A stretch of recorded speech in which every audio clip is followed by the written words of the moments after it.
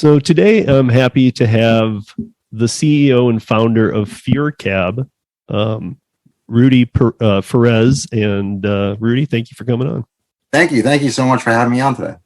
So I might have just thrown a few people off when I said Fure Cab. I know that I believe, and we're going to get into it, it's Fure Cab Rideshare. So yeah, it's Rideshare. The proper name is actually called Free. It was actually find the name free.com. And then when you actually go to the domain and then you ask, oh, are you wanting to sell it? They're like, no. So my wife suggested wordplay and we spelled it out one day on a dining table. And she came up with F-U-R-E-E-E, free, to pronounce it, and with the U silent. So I looked at it and I was like, oh, that's not a bad idea, but let's shorten it because 4 letters make sense. And plus they become lucrative and it's a lot easier for brand, for, printing and stuff like that. Yeah. So it ran. And then I started looking at trademarks and then all that. I was like, it's all available. Might as well. So you call it free? Free. Okay, because I would have never no, every investor said the same exact thing. Why you spell it this way? I was like, well, free. If you really pronounce it, it's free.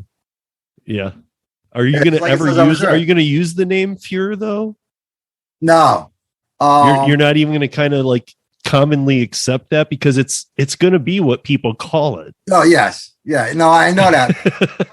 It's like when Travis started Uber, it was just people looked at it like Uber. It's a German name. I don't know, and people had that insecurity about, why should I actually call it, Uber?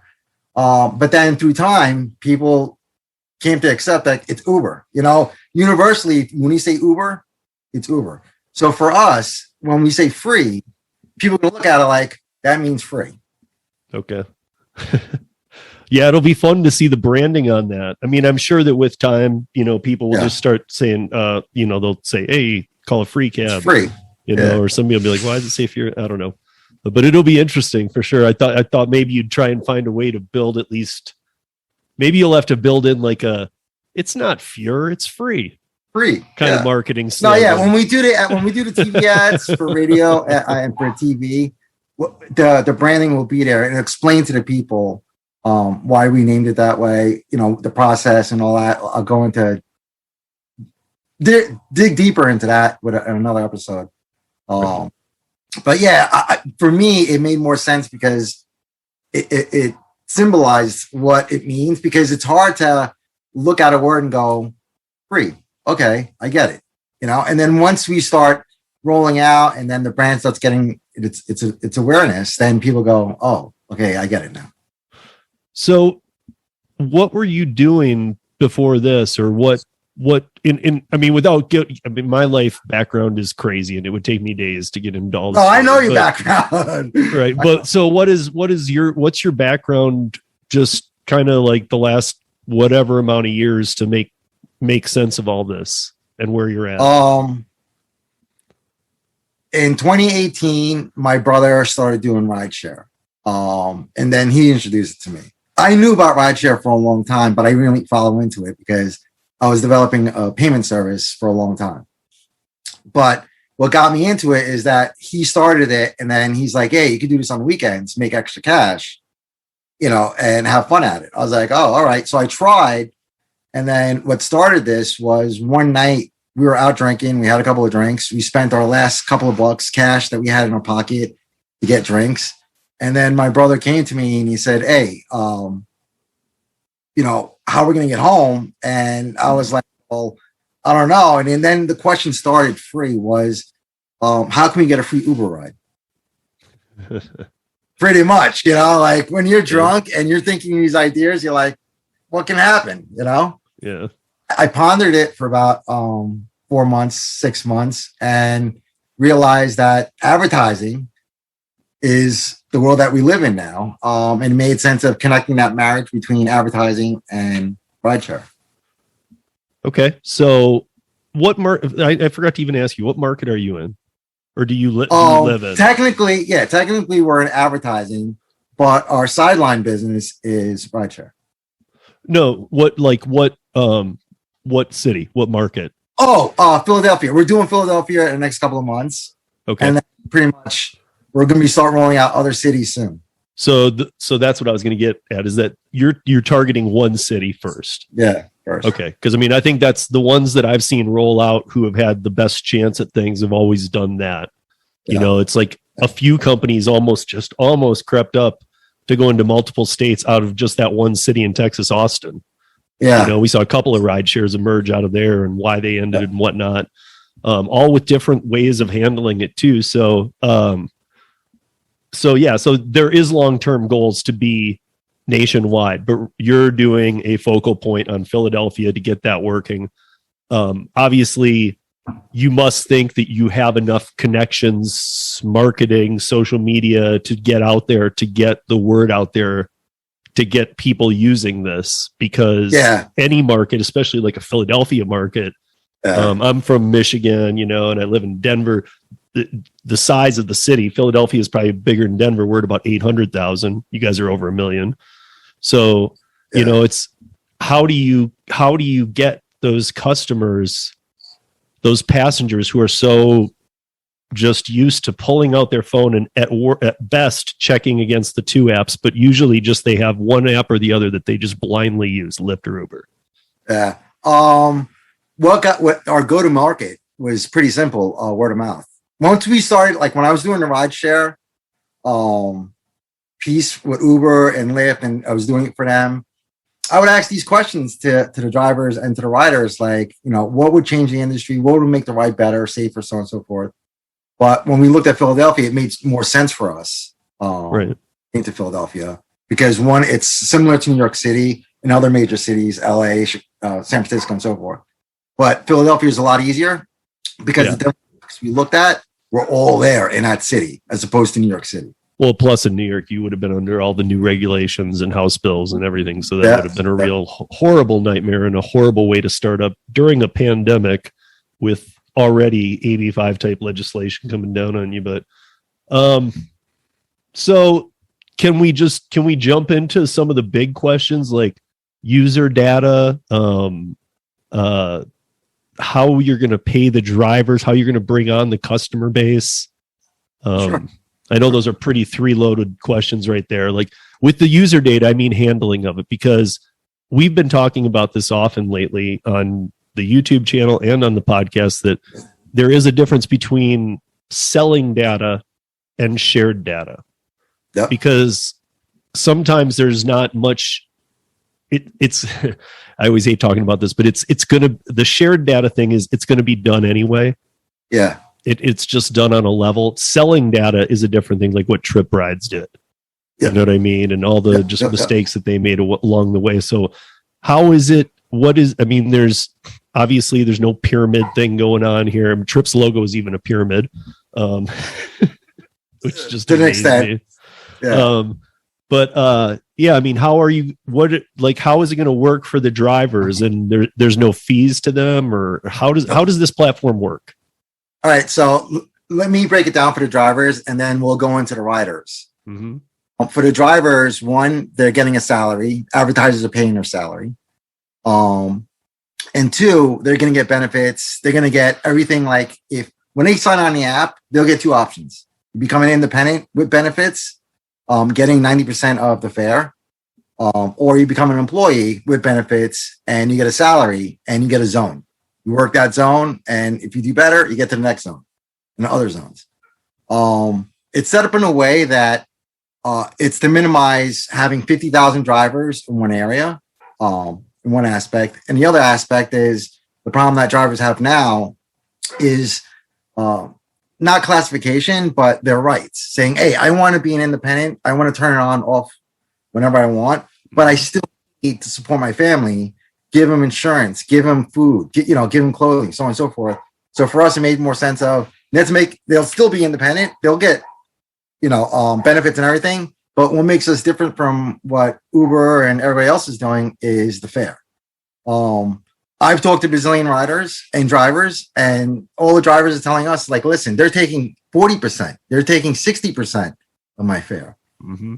So for us, it made more sense of, we'll give you 90 because we know that it made more sense as opposed to, we'll only give them 70 or we'll give them 60 and write it on paper and have a contract that way. Because in essence, when drivers sign up on Uber, they're pretty much saying Uber's dictating to them, like, listen, you're gonna come onto the platform, but we're gonna dictate how much you get paid. Well, so I've done almost 30,000 rides, and when I was brought on, it was the same type of pay scales you're talking about. It was a split with Lyft. I went on Lyft first, 2014 or 2015. I think it was late 2014, but it was a 90-10 split. When I went on to Uber several months later, it was an 85-15 split. They were doing that same kind of model, and then they started moving away from it. Now it's so dynamic. One trip you have could be that they took 30%. The next one could be that they took 78. They're just paying you on the mile and the minute now. You know, I mean, like, I know Philadelphia's rates aren't much better than what they are here in Denver. They're pretty horrible. In fact, I think you're 5 cents above us. So that would mean that you're 63 cents a mile. And I think you're 9 or 10 cents a minute is what they get paid for Lyft and Uber drivers. We're paying 90 cents a mile, 90 cents a minute. And on top of that, going night differential, we're paying them 55 cents a mile a minute at night. So from midnight until 6 in the morning, if you want to do the night shift, here's 55 extra cents for doing a night shift. Same thing. Is there, how does because I've been a salaried employee too. How does the salaried part work? Because obviously you need a certain amount of hours. You need something from a salaried employee. I mean, I understand this too. If you drive, here's a schedule, pick your schedule. You know, if you want to do second shift, third shift, fourth shift, whatever shift you want to do, it's your schedule. So like grabbing time blocks. Yeah, pretty much. Okay. Yeah, pretty much. So, and then they just have to come up to whatever you've metriced it at. Like if it's 40 hours or whatever, they have to do 40 hours. It's standard. Yeah, it's standard because of the Department of Labor. Right. More sense of saying, all right, you're going to be an employee. Here's 40 hours. Here's 5 hours of OT, maybe. You get it. Same thing with the benefits, so on and so forth. So on the employee side, they sign up as a regular driver. We do the background check, the whole thing on them, make sure that they're who they are, and so on and so forth. And then, you know, say, all right, now you're an employee. Here's some training. Here's the etiquette, road etiquette, so on and so forth. And then once they're done with that, now we put them on the road. We'll pair them up with an experienced driver if they're a new guy, or if they're an experienced driver, you know, we'll put them out on the road and they're off to going. Mm-hmm. So this is where I guess it gets really big, is how is the rider side being handled? How is bringing them on being handled? So for the riders, we did a lot of word of mouth for me doing the cabs, and then me actually going to events and doing flyers and stuff like that. But to go to market on that one was really easy because a lot of people, once you tell them that the rides are free, they're like, I want to sign up. This is awesome. But from a rider standpoint, all we're asking is that they're watching a video in a cab on their way to the drop off. And between each ad, they're going to ask 3 questions.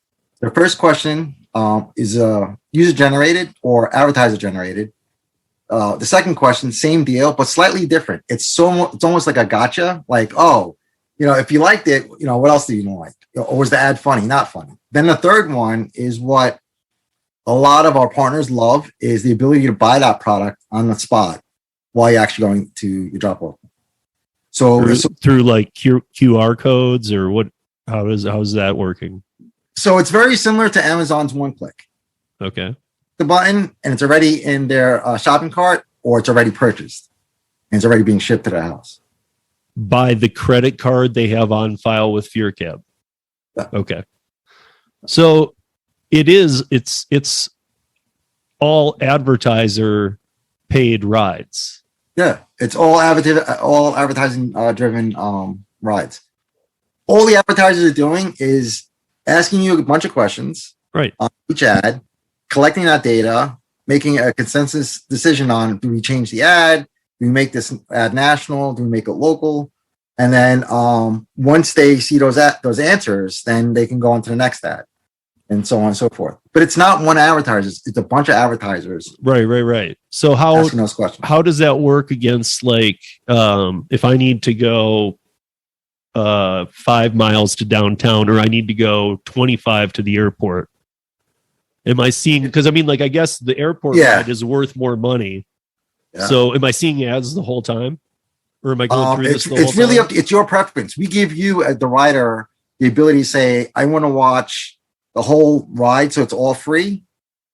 Or I want to watch only 5 minutes, where it's a 25-minute ride. I want to watch 5 minutes and get a discount. Okay. So they can choose to say, I don't want to do this. I want to pay for it. Yeah, they have the ability to pay for a ride too. It's just like on any other app, rideshare app. You pick your place that you want to get picked up. You pick your drop off. You pick how much you want to pay, or if you don't want to pay, you want to watch the ads, and that's it. And you watch the guy come to your house, pick you up, and then same formality of getting into the car, buckle up, watch the ads, critique, and you're good. So are you going to be doing any like rooftop, Rapify type stuff around the car? Any of this? I mean, yeah, it's already in the works. We're working with a couple of providers on doing the rooftop stuff, and then we're also working with a couple of wrap companies, national wrap companies, to start doing the cars. So is that a requirement of the drivers, or is that no? Pays the cool thing about it, this extra mile. Yeah, so if you go the extra mile, we'll actually pay for you. Okay. If you wanted to put the sticker, the decal on your car, here's an extra $100 a month, or here's an extra $200 a month, wherever the case may be. Whoever advertises providing that ad, they're paying us a small little 10% fee. The rest is going to the driver. And what prevents the driver from getting his car Rapfied and saying, "Yeah, I want to go that route," and then saying, "I quit"? It's all on him. It's if he wants to take the wrap off, it's all on him. Yeah. Well, so, I'm just saying, because those wraps can get expensive, and driver churn rate can be kind of high sometimes. Yeah. But the wraps it's not a fully wrapped car. It's like a decal on the door. Yeah. Okay. They're placed in certain positions that makes them unique. And they're easy to pull up too. Nice. Okay, so we've got how all that part is covered, but I still have to go back to how do you bring the masses of customers? Word of mouth. A lot of it up to now, we have roughly about 100,000 people signed up on the app itself on wait list. Now it's just doing shows like this, going out to the public, going out to TV. Hopefully, not going to say it now, but hopefully soon we're probably going to go on GMA, Good Morning America, and talk about what we're doing, why we're doing it, so on and so forth. That exposure will bring us to the next level. Yeah, for sure. Yeah, I'm surprised that. I mean, is the website fully up now? No, not yet. I know you're close. Yeah, everybody. I get a lot of investors question all the time. You're fundraising without a website. What's wrong with you? Yeah.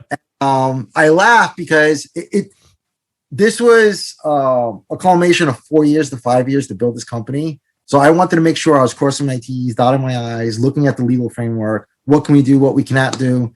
Because we have 50 states, so you have 50 different laws in every single book. So I wanted to make sure that we're doing this right. So privacy was a big concern when we did this, because I knew the press will get crazy about this. I knew the public will get crazy about this. And to remove that problem altogether is when you come on a platform, we're just asking questions. We're not selling your data per se on the platform. It's just you asking those questions, and that's it. So do you have a building database of customers so far? Yeah.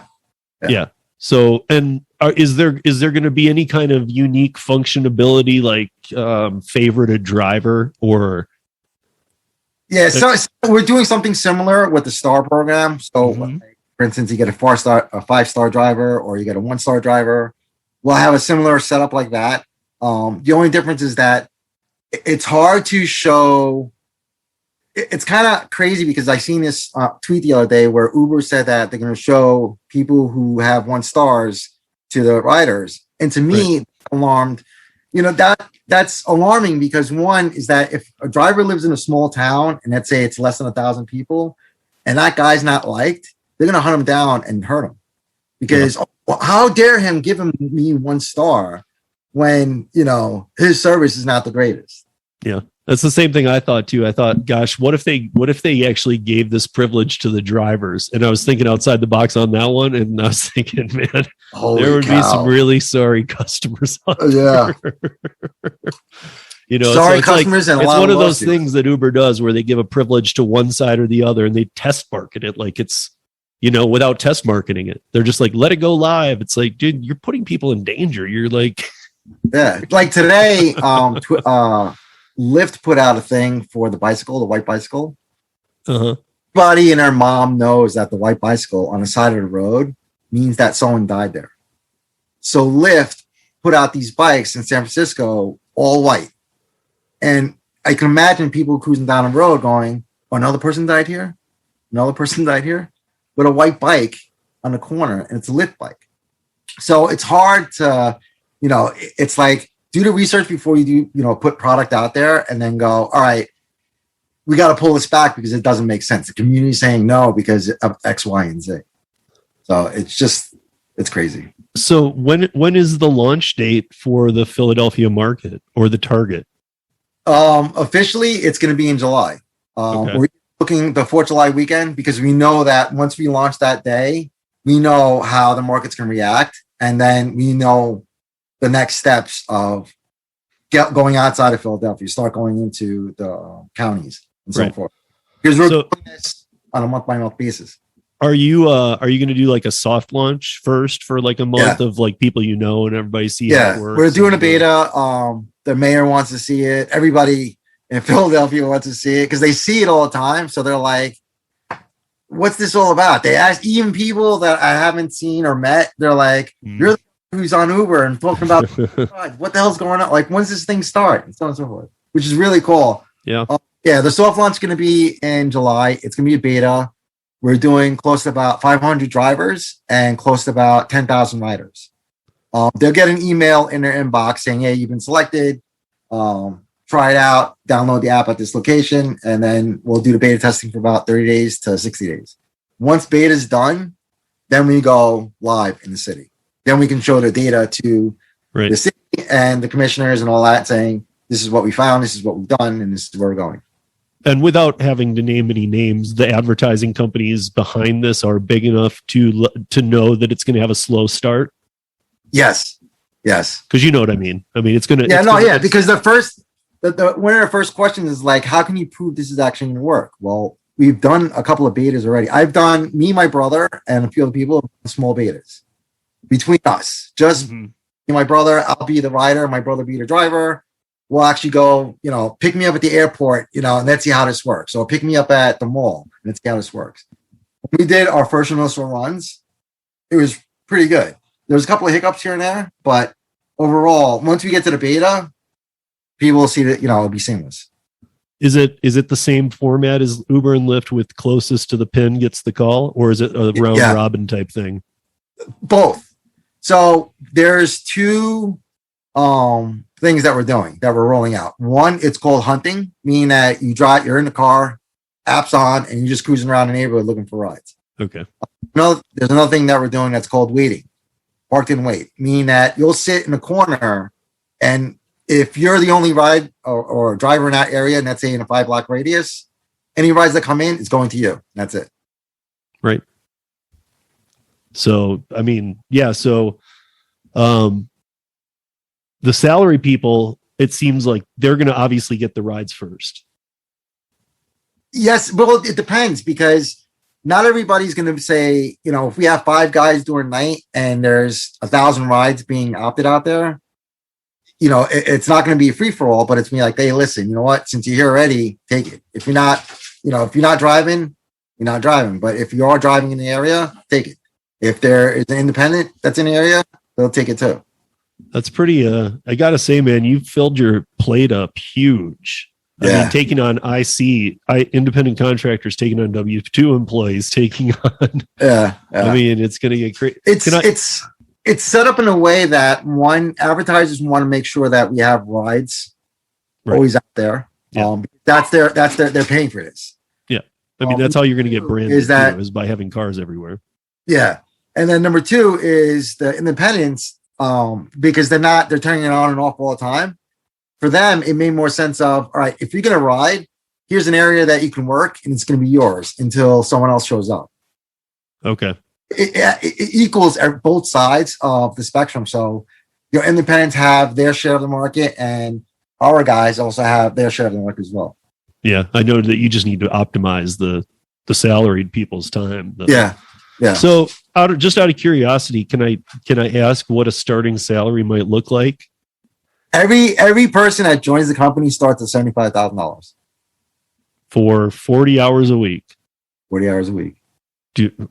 That's not bad. For any time off, any weeks off. Yeah. PTO, family leave, the whole line, benefits. We're trying to set it up in a way that you join. I wouldn't expect you to have like a paid vacation. No, not yet. But I would expect you to allow a 2-week vacation. Yeah. Kind of thing. Doing a lot of standard stuff for employees. Mm-hmm. But anyone that signs up to become an employee, their starting salary is $75. If you want to be a driver, it's $75. And then depending on the kind of car you have, if you have an Escalade or if you have a SUV, the salary gets a little higher because of the cost of owning that vehicle. Okay. If you have a Hyundai, it'll still be $75,000, but it's really up to you now. All right, cool. I got more money in the bank. I got more food on the table. Should I upgrade the car to get a bigger car to make more money? It's really up. It's really up to them if they. So the insurance, everything is still on them. There's not like a policy like I'm recently for independents. Well, yeah, no, for either really, but like Buckle Insurance is somebody I'm really impressed with because they're working with only gig companies. This is what they're doing. Yep. In fact, if you'd listened to the podcast, you probably heard it, but I think there's a ton of benefits there, and it's meant for people with credit scores who have been dinged a little bit, who fall underneath that. They said that, I thought it was pretty interesting the way he put it to me. If you fall under 680 in your credit score, which he said most, like 90% of most Americans do. Yeah. So he said, you're not going to get a better deal out there than Buckle. He said, if you go above 680, there's probably a bunch of better deals for you. Mm-hmm. So it sounded to me like they're really doing something very unique as well, like tailoring this to the people who work this job, who have dinged credit, and they can even help you buy a car and then reestablish your credit. So they have a lot of ways of helping you work. But are you gonna do anything to help them into an insurance policy that's more Fure cab or free cab? Yeah. They kind of like. I'm not gonna do it now, but yeah, I'll give you a sneak peek. It's pretty much a group policy for independents and also for employees. So a group policy meaning that we'll put in X amount of dollars into the policy, and then the drivers themselves will put in a certain amount in the policy as well. So everybody will get a card under our policy, but they're putting into that pot. So it's not like, oh, I'm paying $200 a month for insurance. It's like, no, we can get a group policy, insure everybody, and everybody puts a little bit into that pot. So the rates are a lot lower. So what about those people who have 3 family cars who don't want to change their insurance? They do not want to change it. They have that. Yeah, they get the option to opt out. Okay. But I mean, it would just be, there's no compensation coming to those people on the insurance side if they opt out. Yeah. Yeah. I mean, I would expect that. But so Philadelphia, then outer Philadelphia markets, are you planning on, because one thing so far that's really cool too, aside from all the ways that you're approaching this whole thing, is that you're on the East Coast. All the startups I know are from Austin, Texas, or they're on the West Coast. Yeah. Like you're the first one kind of emerging out of the East Coast, except for some of the elementary school kids rideshare companies that I've seen are just nightmares because they have insurance problems so bad. And but I mean, you're kind of the only like real rideshare company I've seen coming out of the East Coast. Yeah. The investors asked us to actually come to San Francisco and start up there. And 1, I have family. 2, I've been there a bunch of times. That I love San Francisco, but to have a family out there in the condition that it is now. Yeah. Well, even that too. I mean, I think I don't know. In my opinion, I deal with a lot of those people all the time. And I think we're past the point of San Francisco needing to be the city. Yeah. I mean, those days are done. Everybody's in San Francisco, unless you're doing something weird like autonomous or something like so far out there that your insurance bill is almost putting you out of business. Yeah. Like it just doesn't. It's not really. It doesn't make sense. It's not the mecca of tech anymore. It doesn't need to be. I mean, people are leaving California in the droves right now. Oh yeah. Well, and they don't even want to be there. So yeah, that's a whole nother podcast in itself. Right, but a lot of the tech companies are packing up and leaving too. Yeah, you know, they're either coming to Miami or they're going to Austin or they're going to New York City. Yeah. But yeah, for us, the reason I want to stay here because I love PA. Plus, I'm originally from New York, raised in New York City, originally from Brazil. Parents came here, at a young age. I was a little rugrat running around, and then had the American dream of, hey, I want to build something in America, and did it. And then said, all right, we're going to move to Pennsylvania and make a family. And we did that, and then realized that I love the state. So it made more sense of staying here as opposed to, hey, come to San Francisco. We'll give you $500 million. You can do it out here. Right. I'm like, great and dandy, but when you have family and, like Gary Tan says, it's like the city will come back, but it needs time. And the time that I have now to build this, I don't have that. I want to build this now because the problem's too big not to get solved. So I know that you want to expand from the Philadelphia area, but do you have a trajectory? Are you going for DC next? Are you going for? You're good. Because I know you got to stay away from some states. You got to stay away from Jersey a bit because of their legislation. You got to stay away from New York for a little bit. Yeah. Just to New York won't give us a license. Yeah, New York's. They told us that we won't get a license probably for another year or two. Right. I was like, why? And the attorney told us is because one, there's too many cars out there. They don't want to have another rideshare company doing this and then having another 30,000, 40,000 cars. I mean, I can sue them to give us the permit, but it doesn't make sense. But I was going to say, but why? You need to watch the legislation come down first anyway, because they are making some serious changes there, just like New Jersey keeps trying to get shut down. So there must be a trajectory where you're trying to stay away from those AB5 Massachusetts H1, 2, 3, 4 type bill states.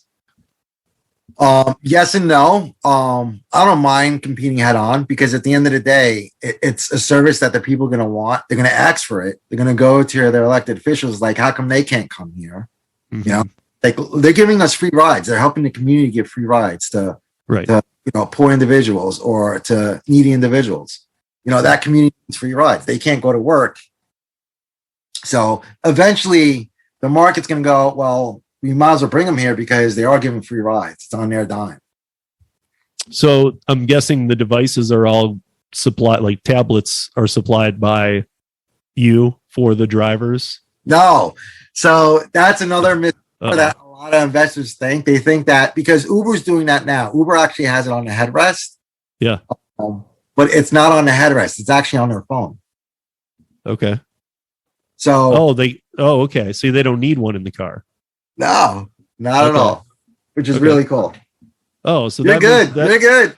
That's why they're able to buy the thing too. That's what I was wondering with the touch screen. I was like, even if it's their ride and their account with the credit card, I was like, how's that going to tie in? But okay, so they're doing it from their phone. Do it from their phone. Yeah. Right. And I'm guessing that as each ad goes by, there's a chance to pay a little bit, but it keeps turning into a little less. Yeah. Yeah. I mean, I understand that. I would probably choose to just watch them, because usually on a rideshare ride I'm bored anyway. So yeah.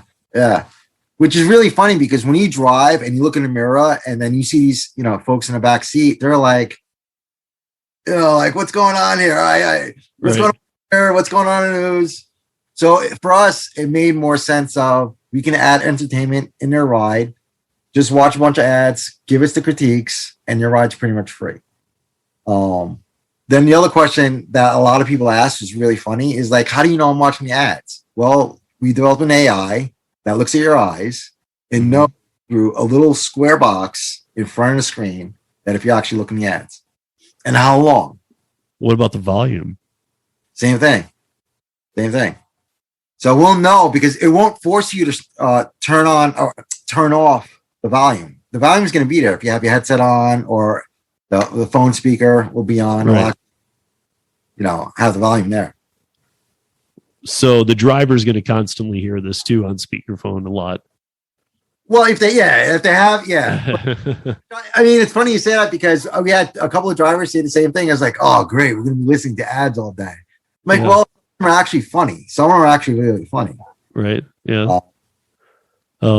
Yeah. A bunch of drivers said that. They're like, dude, we're going to be listening to that. Like, that's part of the game. Yeah. Well, I mean, it's just part. I mean, it's the same thing as being at work and having to listen to what they choose to listen to at work. At a W2, you don't necessarily get to go and decide what that is. It might be elevator music all day. You peek over the cube and say, Joe, can you put something else on, please? That same station is not the greatest. So July in Philadelphia is the target date. What else? So what else, before we wrap anything up here, what else should we know about free cab? Gosh, I'm going to keep having a problem saying free cab. Looking free, at the word once we launch, once you'll see the big debut, the name Free will stick. People are going to look at it like, yeah, it's free. But the thing that we're doing now is fundraising. Cyan Bannister, let me give you a brief little story on how that. Mm-hmm. She put a tweet out. She was doing an event in Reno. I tweeted back and I was like, hey, I'll come. She DM'd me back privately. And I was like, oh, all right, it's actually her. I'm actually cool. So she invited me to come over. I went. Pretty much that day, I pitched her a free cab and, showed her the video app, how the app works and all that. And literally like, all right, 100,000. Like,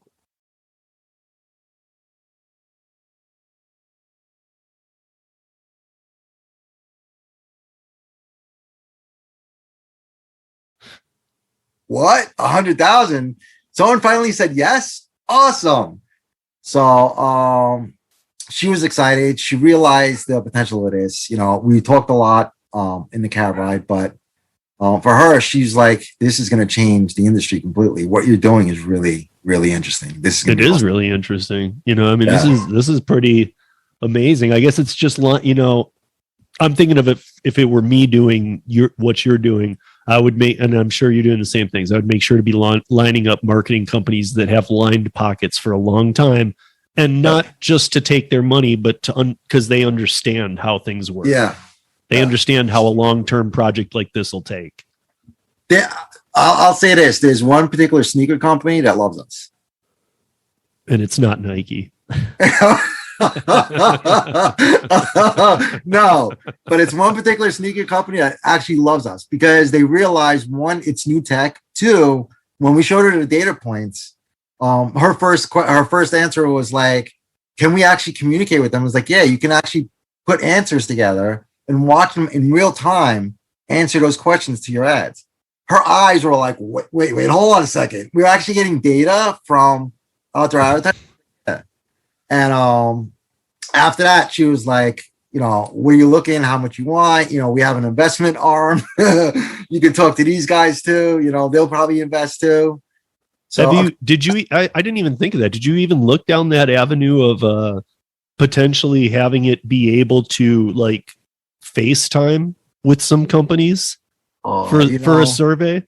Oh, you see, all right, now you want the good stuff. I know what you All right, so we're gonna do a thing with TikTok, and what it is, it's TikTok videos, just like you swipe them down, but it's for cab rides. So you can be watching TikTok video ads, and you're gonna be going to your ride and just literally swipe through like TikTok ads, TikTok ads. Right. No, I was talking about where like a company could come and like have a one-on-one with me while I'm in the ride and say, hey, listen, I have a few questions for you. That's not a bad idea. Like, sort of like a live customer support thing. Yeah. Yeah, that's not a bad idea. Where they actually get to pick get the real questions out of somebody and watch their expression. Yeah. I mean, how is this being, because those kind of departments know how to read that stuff. Yeah. And so it's hard because in a lot of states there's privacy laws. You have to have the more of asking Okay. It's more of asking the rider, like, listen, they want to see your interactions, they want to see your video. Would you give them consent? Would you allow them? You know, there's a lot of legal frameworks to get that squared out of the way, make that work. Yeah, I would just think that might be some, like, I was trying to think of what like the superior level would be, like maybe if they, you know, kind of like how my Robinhood account is, like if I refer somebody and they start trading some crypto, I get like, I don't get to pick it, but I get a few shares of some crypto that I don't even know about, or of some stock, you know, something like that, where it's like, not only are you getting the free ride, but you're getting $10 of stock from, or a Visa card, because this company would love to pick your brain on it, but it needs to be like a ride of over 15 minutes and you're gonna have to give them a real true survey. I don't know. A lot of airport rides are like that. A lot of the airport rides, and it's 30 minutes long. I could see that happening. You know, to pick a customer. You know, it would be like your exclusive. It would be like your biggest funder, your biggest backer, your biggest, like that would be the client you'd propose that to. Like, hey, if the ride's gonna be 15 minutes plus, do you want the opportunity to have a customer service agent? Yeah, I don't know. I would think that would be maybe a pretty. I know how much, like you were saying, how much they really want the data. They really would love the data of like real FaceTime, because they've lost that. They've lost that in the past couple of years. They never really had it great, but they've lost it with the pandemic. They have no idea what a face-to-face is like anymore. No. I mean, we're on Zoom, right? Nobody's been on Zoom for the last 2 years. Right. But I mean, like there in the last 2 years, there wasn't even the trickle down stuff they were getting. This would be direct contact with people again during a time when we're all in change. Yeah. So I'm excited by the idea. You know, my main things are, you know, that I only, you know, I love promoting good things. And I just, as long as user data isn't being sold and as long as the gig workers are being treated fairly, I'm always good. I'm always up for anybody competing with everybody. Yeah. I mean, at the end of the day, it's and you guys are doing something totally different is really what it's about too. Yeah. Because at the end of the day, I mean, being a driver and a rider, you're on both sides of the fence. You see what's going on. You see who's getting charged what and how much they are charging. You see what's going on with the drivers. And then you get to a point in life, well, this has to change, because either the industry is going to destroy, it's going to implode. Because you get to the point where drivers are like, you know what, I'm not going to do this anymore. I'm done. Right. Or you're going to have the same thing with the riders. The riders are like, you know, last week it's $10, this week it's $20. Like, what's going on here? You know, and it's little by little. When I talk to people in the industry, they're like, yeah, this has to change because it's not going to last long. Right. Yeah. I mean, like, if you guys were here and, you know, it's something I can sign up for and I can just, you know, I can get free rides by watching some stuff.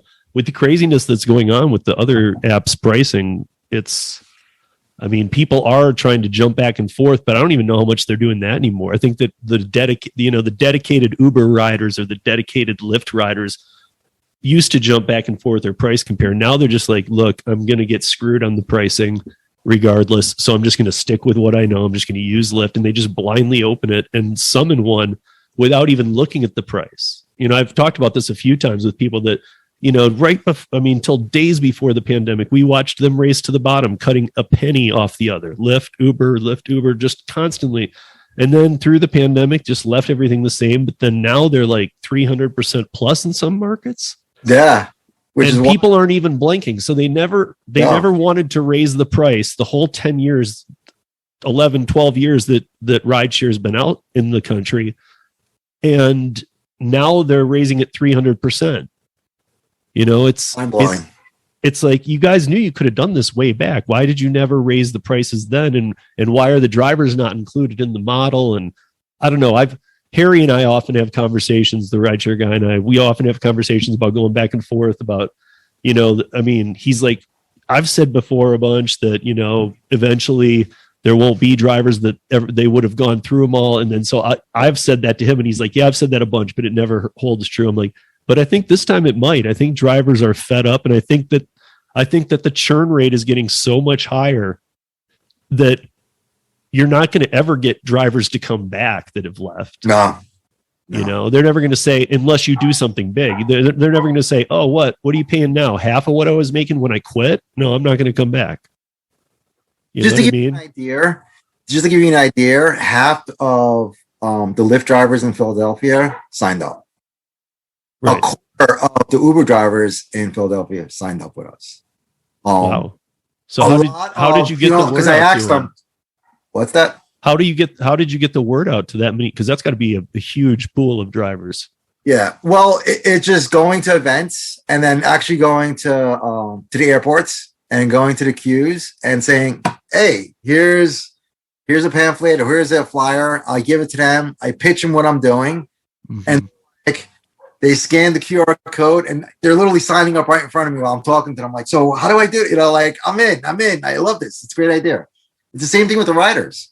The rider's like, here's my business card. Here's the QR code. Scan it, sign up. And then once we launch, you're in. Right.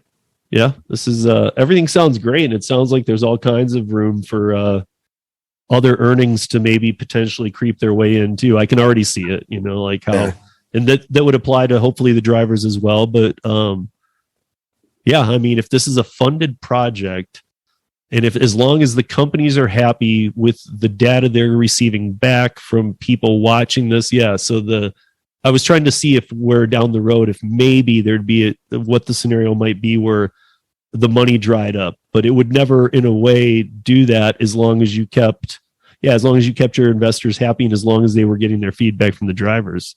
Yeah. Or from the riders. All the advertisers want at the end of the day is data.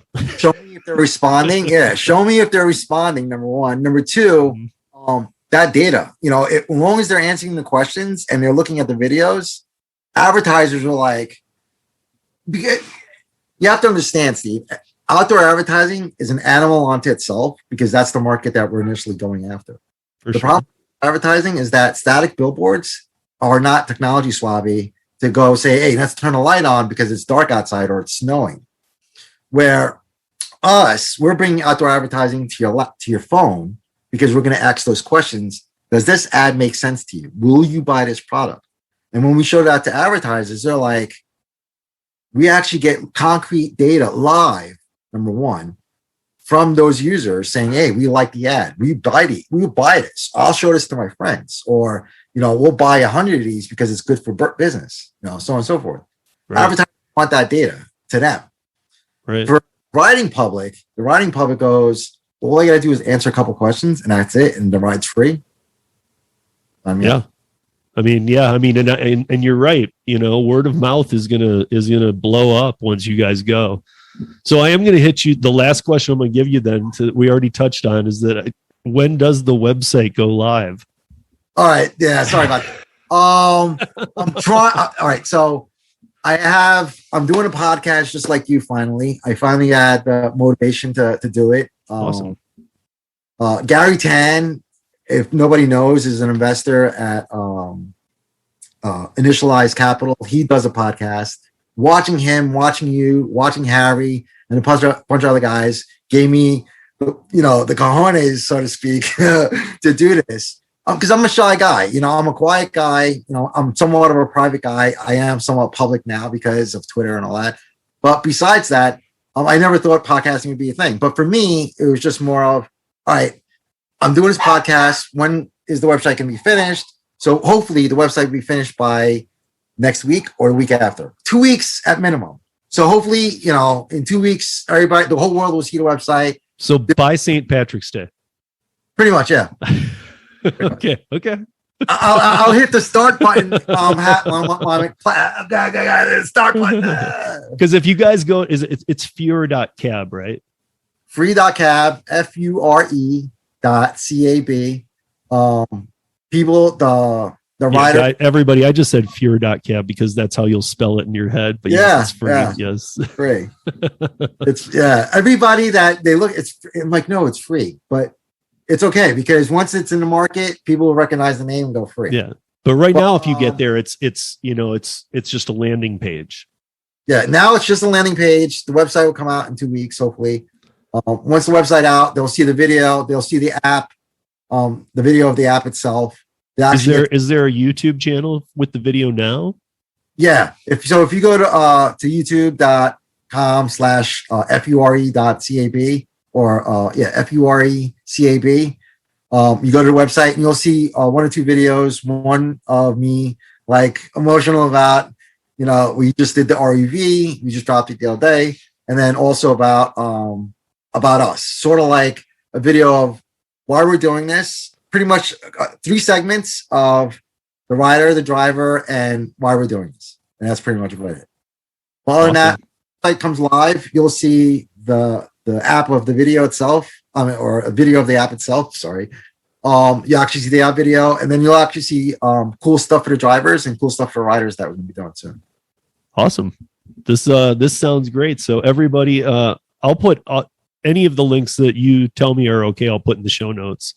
Okay, cool. I might leave the website one out, or I'll just say they're going to come anyway.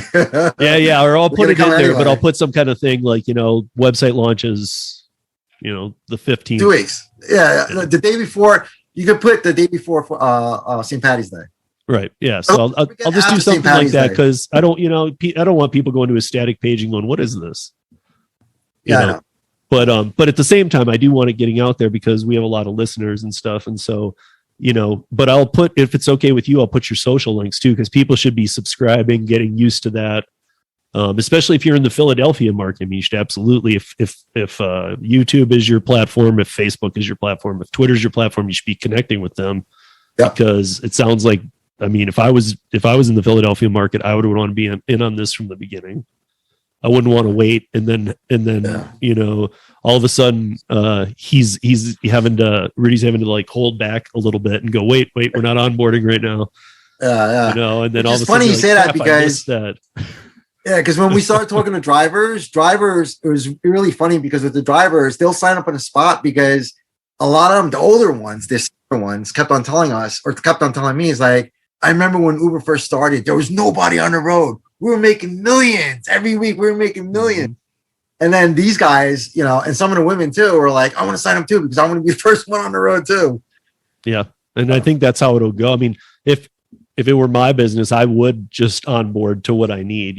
That's where these come, the oversaturation, because if you find a couple drivers, leave, you'll have tons of backup drivers who are ready. Yeah. And I like Grubhub. Grubhub's one of the ones that holds you up for a while. It says, we can't onboard you yet in your market because there's too many people.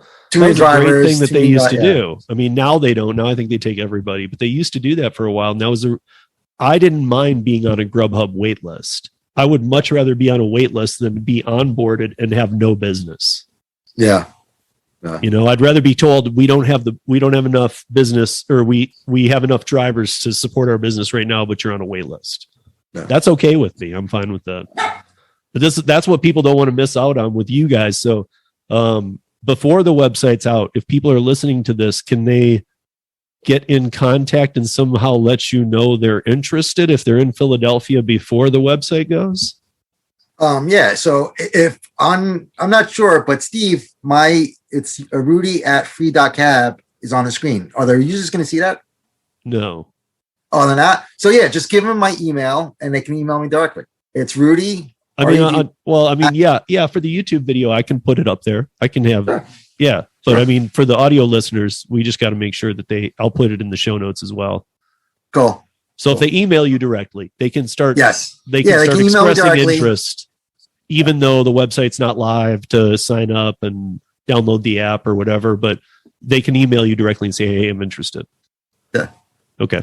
They'll trust. They'll be like, "Hey, it's Rudy. What's going on? You want to go out for a drink? What's going on?" Okay. All right. Well, I mean, it sounds awesome, Rudy, and I hope that we are going to be having you back on the podcast shortly after your launch. Yeah. Because I'd love to be part of that, and and help you blow it up when you're live on the street. I mean, it's really, Steve. What makes me happy about this is watching the reactions from the riders when I show them the video and they play with the app. It tugs my heart, but it's just really interesting because to me, that confirms, one, people really like it. We did get a couple of people who are like, I don't know, I don't want to sit in a cab ride for 5 minutes. Of course you would. It wouldn't be a good sample size if you didn't. Oh yeah, exactly. But for me, it made more sense because it's a problem that Travis created and he never really fixed it per se. Same thing with Green. Those two guys, bless my heart. I mean, these guys started really good, all three of them started really good industries. But at the end of the day, you have drivers that are not a commodity. These are human beings that have lives, kids, put food on the table, so on and so forth. You treat them with respect. You give them what they're due. Give them the pay that they need to actually survive. You'll have a happy community. The community now is not happy. The community that I'm building is going to be happy because as a driver and a rider, I want to give both of those communities what they need. One, for the riders, give them a free ride. Get a laugh out of it. For the drivers, pay them. Pay these guys because they're supporting you as a company, as a business, as an individual to grow as a community. And these guys have no community.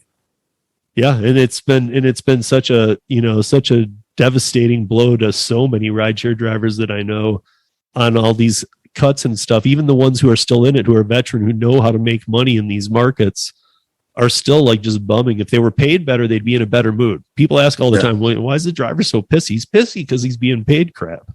Yeah. That's the bottom line. I know too, because listen, when you do a 40-mile ride and you only get $16. Yeah. And then you asked her, I was like, how much you paying for the ride? Just out of curiosity. She's like, 62. Right.